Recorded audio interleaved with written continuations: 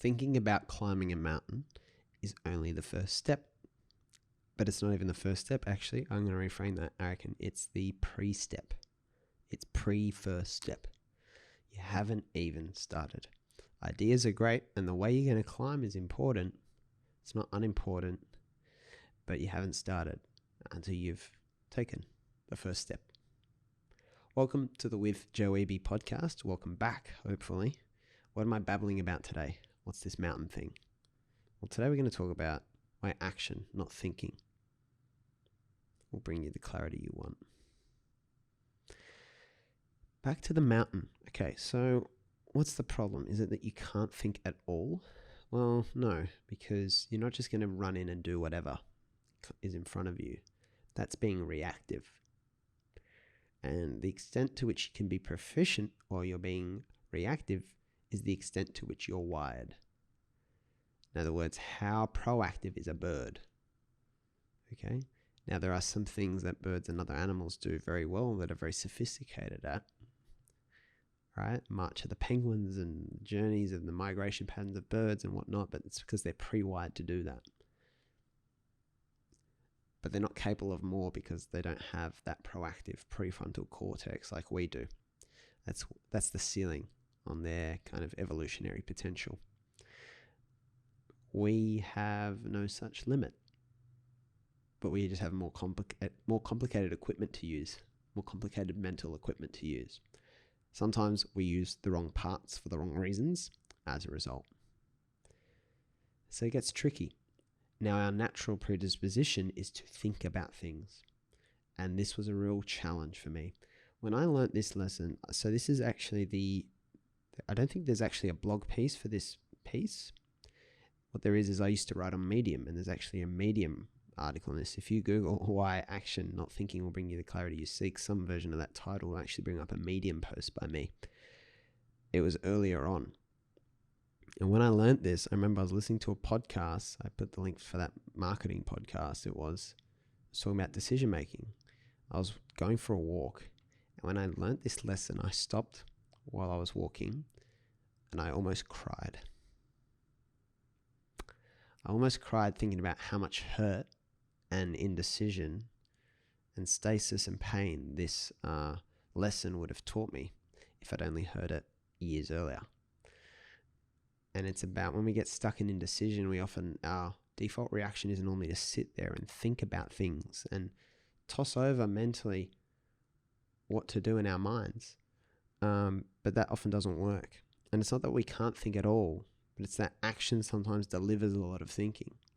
Now, think about how you think differently when you're in the shower versus when you're on a walk, after you've been to the gym and you've had some physical exercise and movement, but also not just after physical movement, but when you're engaged in things, when you actually do start a project, when you do things differently. Think about how different you think and how clear everything becomes when you've got more information and stimulus to go off. The podcast episode introduced me to this way of understanding decision making as follows, which was not to judge your decisions and agonize over them, but to use the information you had available to make the best possible decision and then just make it and never judge it because you only did the best with the information and the tools that you had.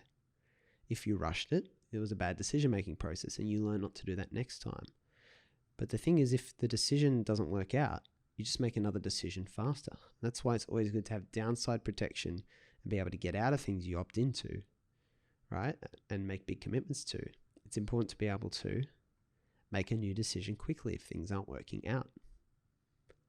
This hit me over the head because we always agonize over what's the best decision to make. Sorry, we agonize over what's the right decision to make, but the real question is what's the best decision we can make? What's the best decision we can make? So I've unpacked this further when I think about it, and basically I think this idea really helped me shape the concept of the 1,000 doors. So put it this way, because we come back to the idea of you're looking at this mountain to climb, you're thinking about the best way to start. Technically, you could think forever, but if you thought forever, you would never start. It's the problem.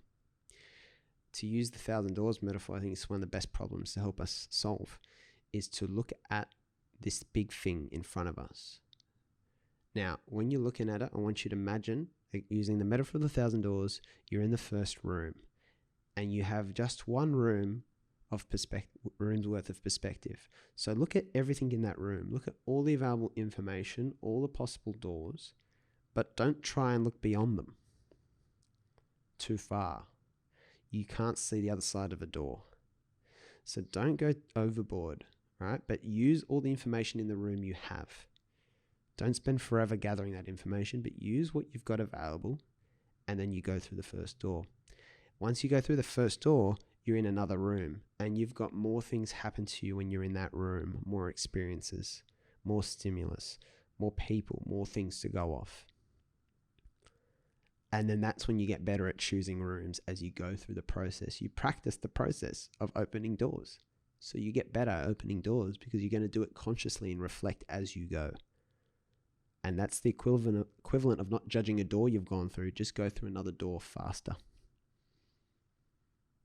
Powerful, right? If you never start, you never even take the first step. You're only taking a pre-step when you're thinking academically. Also, when you sit there thinking, you're not actually doing the best thinking because you haven't gone into another room that gives you more information to use in your decision making. You're still sitting in the first room looking at the same pieces of furniture over and over again, ruminating and mulling and mulling. The way to get more intelligent, to learn more, is to give yourself more stimulus to look at and observe and experience, to make more decisions. Not just any decision and not rush decisions, but going through doors. I'm just trying to give there's so many, I guess, potential examples. I think I noted some down beforehand. But even for example, okay, from the ground up, I've talked about that a lot in the last 10 episodes, I think. So it's good, top of mind, right? And from the ground up, we started off by trying to build schools in this community in Nepal, right? And Nick went there the first time and it was kind of like a rush job. And this school, we later found out they actually had a budget to build the school, whereas Nick had brought fundraise money over. And it turned out the local government had a budget, right? And it was kind of rushed. It wasn't really scoped out. So we learned to do it better. The next school was a lot more thoroughly scoped out that we did, right? There were more conditions on it. There was more research, right? So there was good information this time that if we were able to build this school, that the local government would be able to get behind it and support and provide ongoing funding for the school. A bit dodgy that they're waiting for Westerners to do that, but we were more interested in the community's outcomes and the political system of Nepal for that project.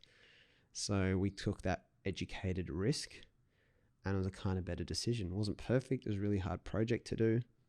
The monsoon interrupted it, made it really hard to build. But it also provided the opportunity for many of the locals working from the community who are unemployed to learn how to build something, because we had no workforce. We had no volunteers left, or very few. So Nick, my friend, had to use what he had, and he taught them how to build, from scratch. But then that was the platform for then, maybe third room now, to use the metaphor of the 1,000 doors, to start a construction company. It gave him the idea to start a construction company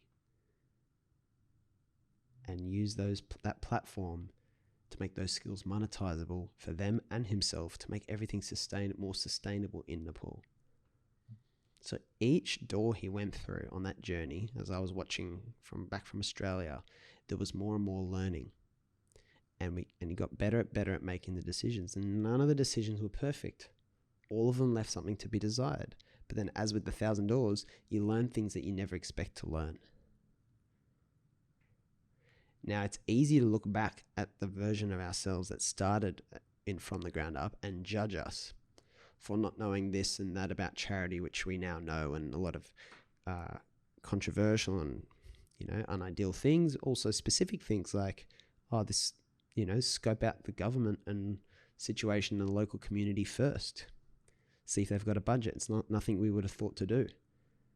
So we can't judge ourselves for that. We didn't have the information. Something I learned from one of my greatest friends and I guess mentors is to not judge an earlier version of yourself with today's mind. because that was a room on the way to the room you're in now.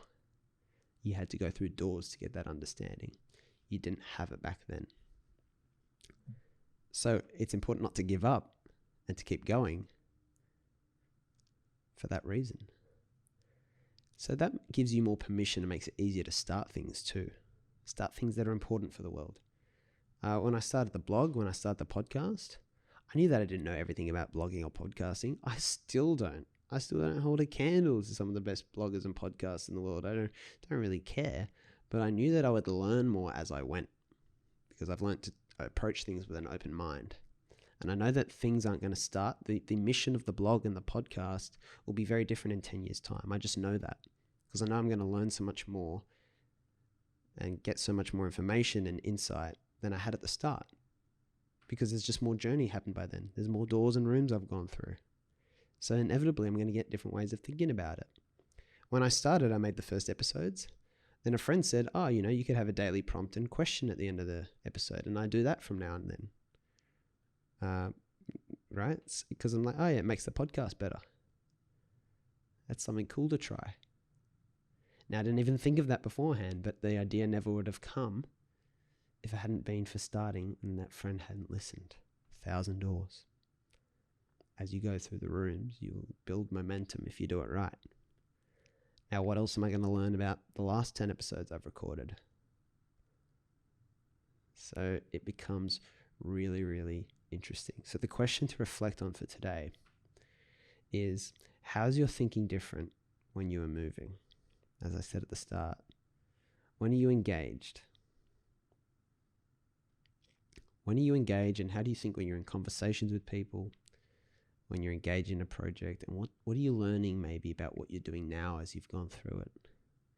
And can you audit your experiences so far and learn what I've learned going through my own adventures and journeys? Learning from the ground up experience over 2 or 3 years, how if you're really a learner and you're interested in solving a problem, you're going to keep an open mind. You're going to learn and change your mission as you go. It's going to evolve. So that's good. So then I know to start things, I don't have to have everything figured out. I just need to look around the room I'm in and use all the available information, not ignore available information, not throw myself through any door.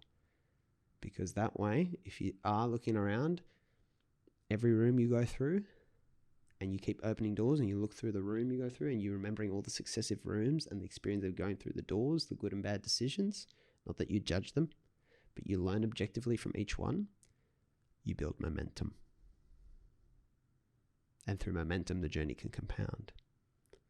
Whilst we're on the subject of doors, I'll remind you, as I always do, that the best way to open 1,000 doors for you is to concentrate on opening doors for others. So if you can share this with anyone, it might help and bring them the clarity through action and not just thinking, then I encourage you to do so.